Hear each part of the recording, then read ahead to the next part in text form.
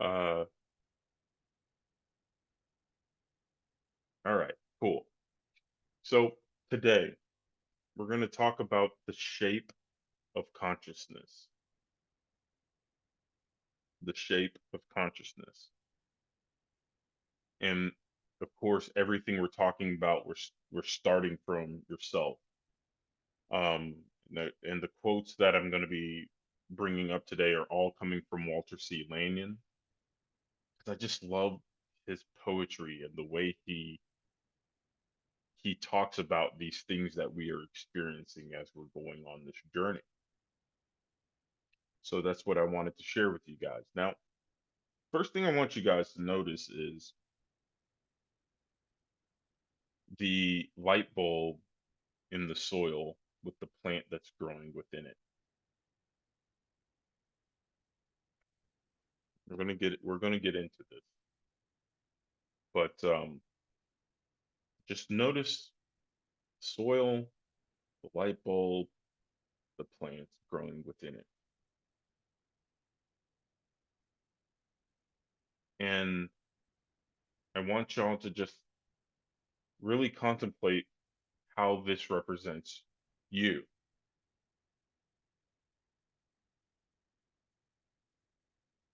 There could be so many things to glean from this picture. The shape of consciousness is what we're talking about here.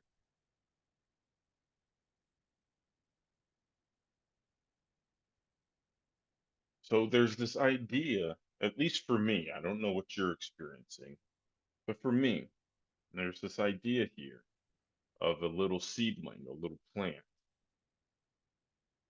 growing in soil, being held by hand within this container that we know to be a light bulb.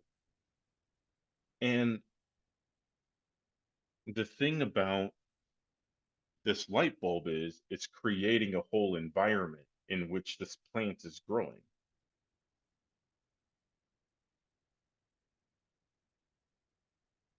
But if you're able to expand the shape or expand the volume of this light bulb,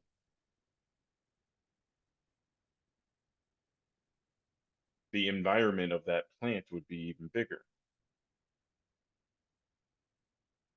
Also, the light that's shining through the light bulb will always be the same. The only thing that changes would be the size of this light bulb. And if the light bulb and the consciousness, if you will, enlarge, it gets bigger, the plant within it has more space to grow. If you were to make this light bulb smaller, it would be a pretty big limitation on what that plant could do.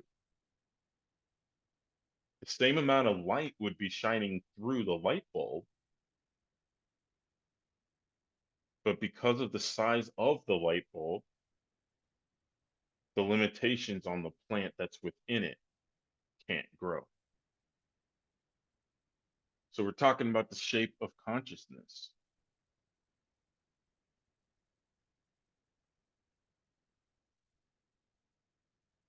So Walter C. Lanyon, he says that the idea you have, whether of health, happiness, or prosperity, lies in the same realm of the impossible so far as your John Smith is concerned. At best, you can only dream of it in a symbolic world until you awaken to the purpose of life and cast off the old limitations and condemnations and let the power of God pour through your temple body. So whatever you want to achieve, whatever that goal may be, that desire that you have, it it it's an already done deal. It's already complete. But in the current state of consciousness that you are in right now, which is the familiar story that you have the concepts you have of other people, the concepts you have of your bank account, the concept you have of your own self and the people in your life. That's the only possibility that there is. That's all your conscious mind knows to be true.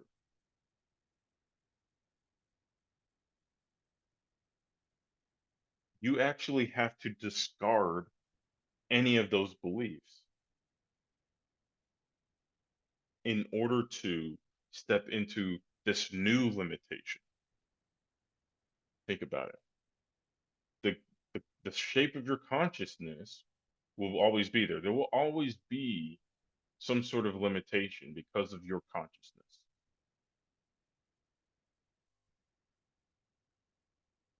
If this was larger, the plant within it can grow bigger. You're able to actually get rid of this consciousness altogether, sell all your beliefs. This plant can grow in infinite amount, depending on how big the soil is.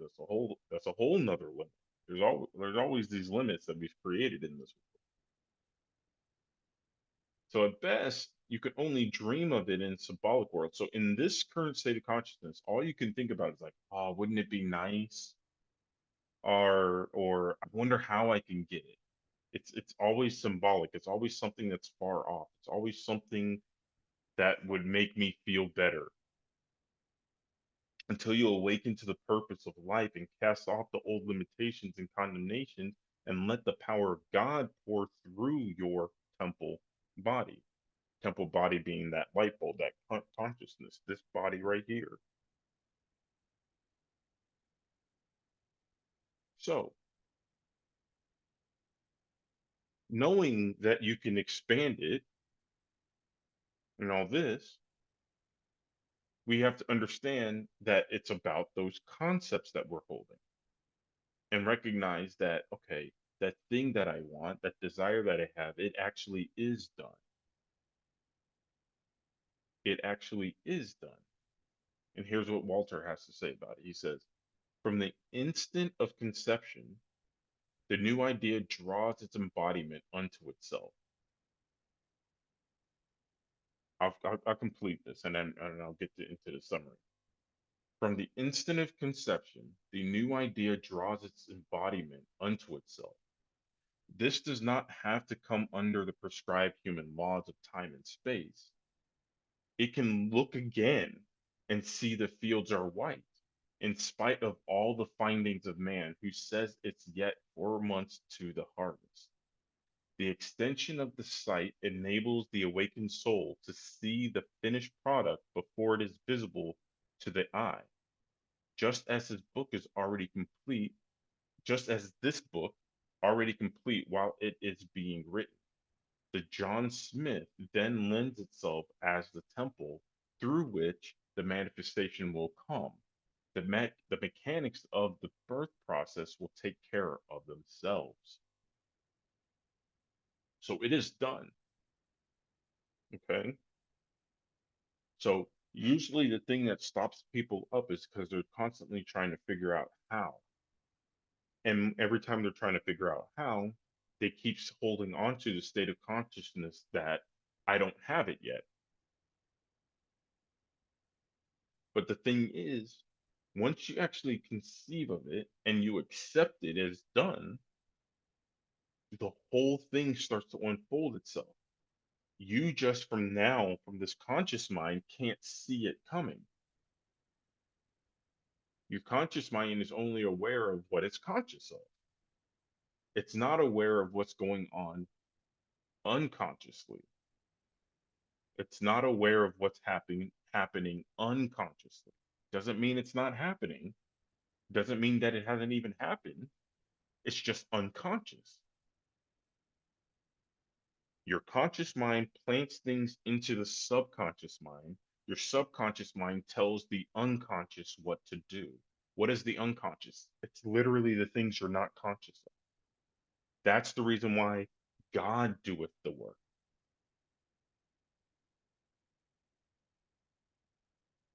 I of my own self can do nothing, but the Father within me does the work.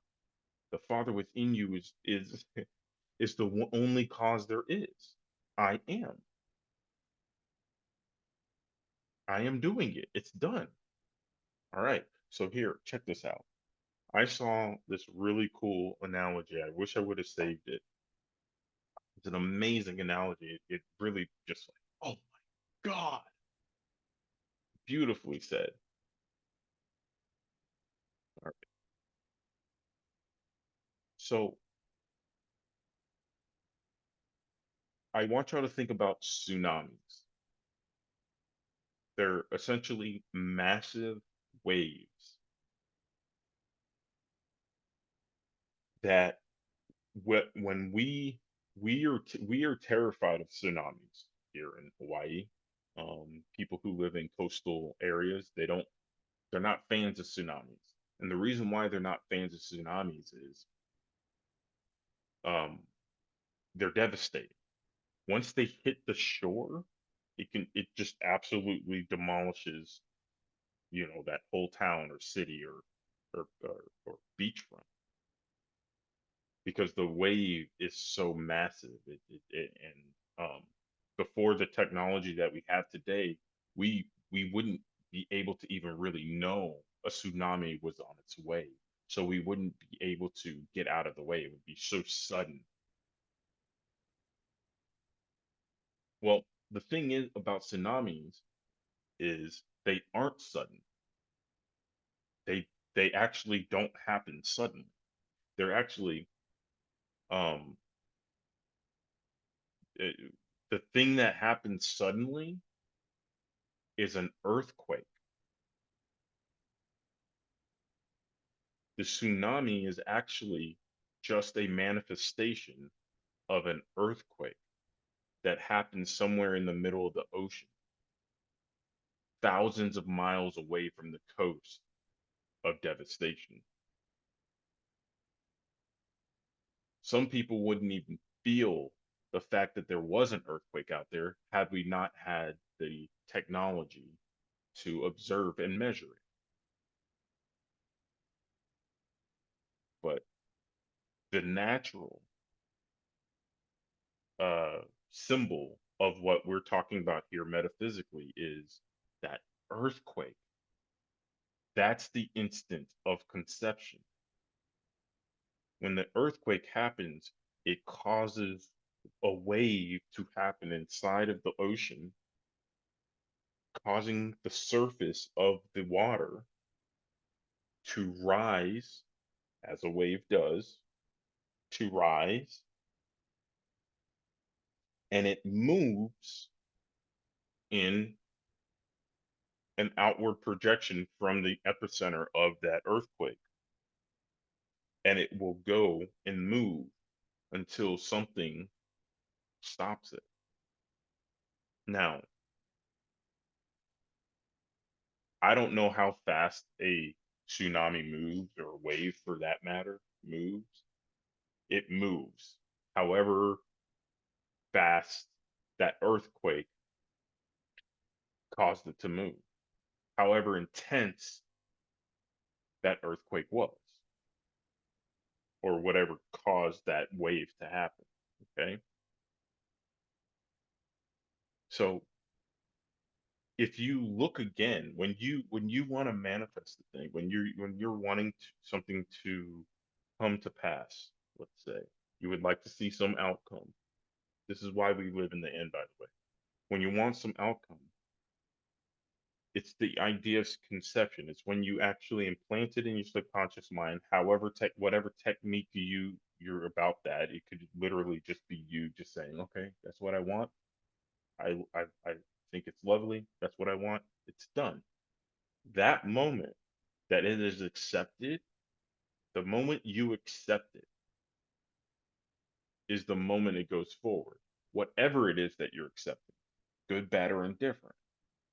Once it's accepted subconsciously, it goes into action. The tsunami is on its way.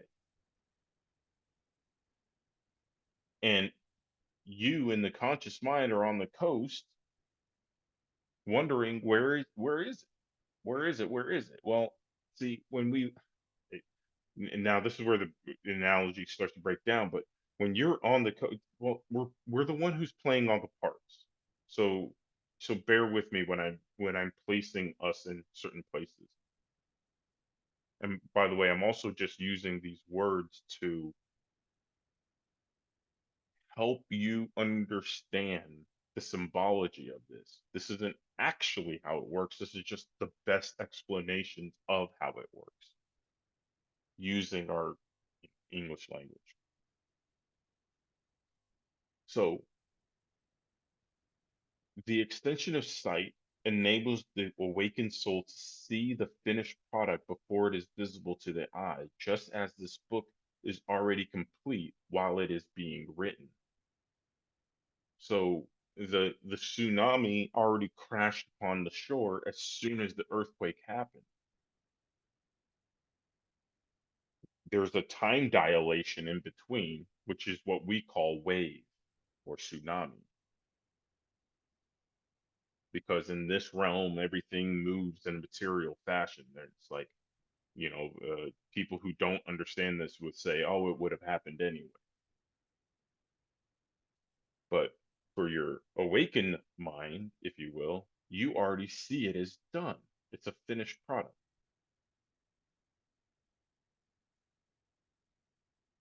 So there is no problem.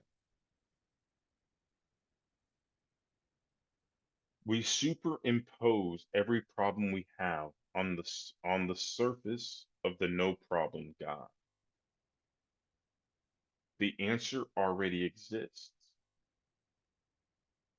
We make up or create a problem, which is the only thing man can create, and then work it out to the no problem, or we call it healing. That is, we merely return to the original state which existed before we superimpose the dragon, which is an example he was using above this paragraph. Before we superimpose the dragon we believed in as real on the crystal. And I'll explain that in a bit. There is no problem in God. All problems are created and sustained by human thinking. You can neither add to nor take from the word. The perfect creation of God. The word is the perfect creation of God. If you attempt it, you only add to your plagues or take away from your peace of mind. Symbols, things come and go, but the word shall not pass away. Therefore, if all the symbols of money were made null and void, nothing would be taken from the sum total of God consciousness. All substance would still exist, and another symbol would be brought out, which could turn the first symbol into a dragon. The only reason why you have a problem is because you accepted it as a problem. That's the shape of your consciousness. And so you have a shadow that says problem. And because you have a problem, you're now out here looking in the 3D world for a solution.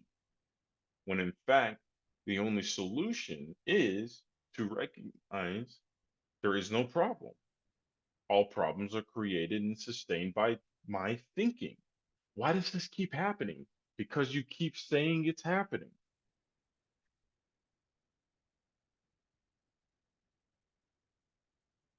Like God created a perfect universe, came down into us. We forgot our divinity and said, "Oh my God, this world needs fixing." And because God is within us, it's like we're constantly creating fixing, which only creates more problems, which creates more fixing, which creates more problems, which creates more fixing. And things just get worse and worse and worse until at some point someone says, "Stop, collaborate, listen." Ice is back with a brand new invention, something grabs a hold of you tightly. I'm serious. Like that, those lyrics is how it happens. You got to stop, be still, and know, and collaborate with the creator. And you probably realize there's nothing you need to do except change your consciousness, change the shape consciousness, starting from yourself.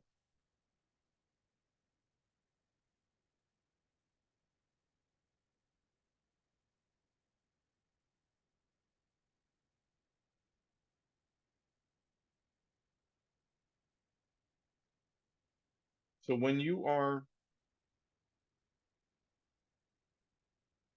trying to figure it out, seeing the same pattern, trying to revise,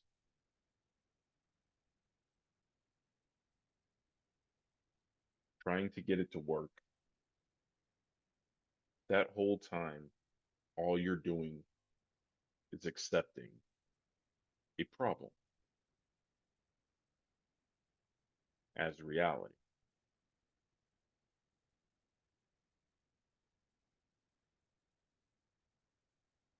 The only reason why the problem exists is because you are holding on to it with your human thinking.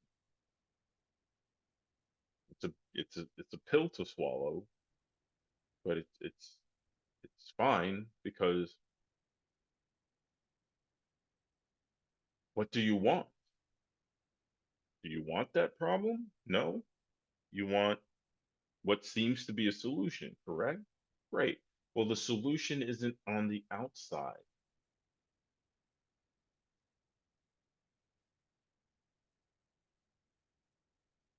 Everything you're experiencing is what the capacity of your consciousness has allowed. So accept it. But remember, the word shall not pass away.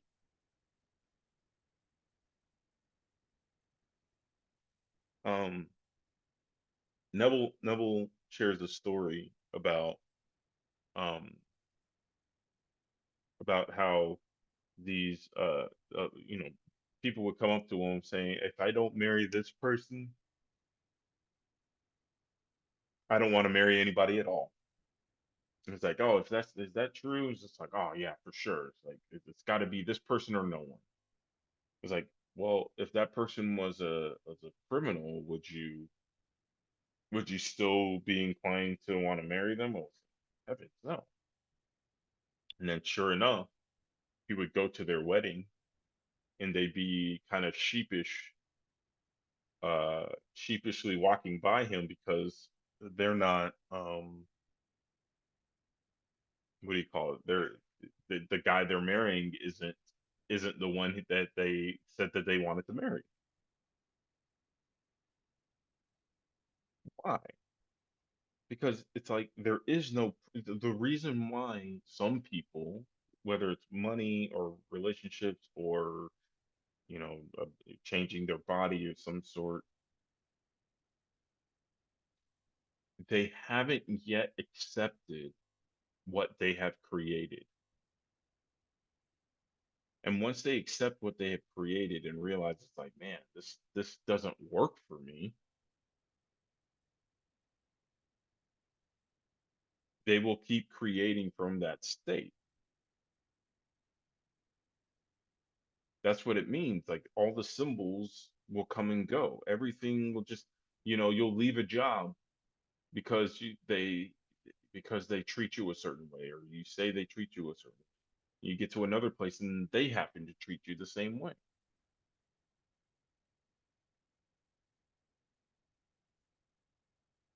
Nothing would be taken away from that sum total of your God consciousness, the shape of your consciousness. I mean, really, nothing can take away from God's consciousness is because he's all consciousness, including your consciousness. But right now, all you're doing is just being this little light bulb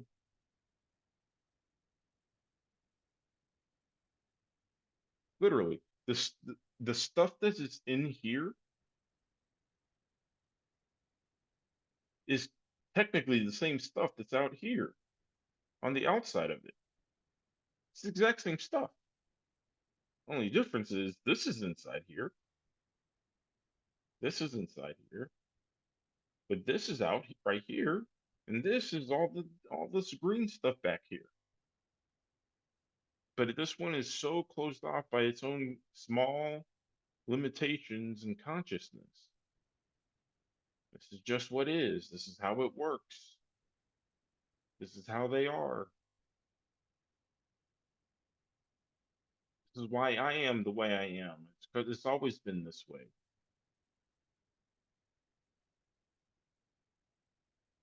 Meanwhile, all of consciousness is all,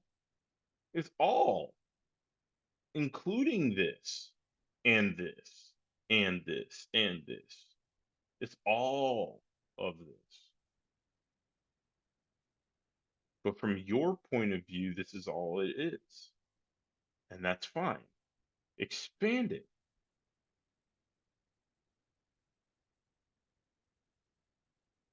And how do you expand it? By going within, going within, by seeing the perfection that already is.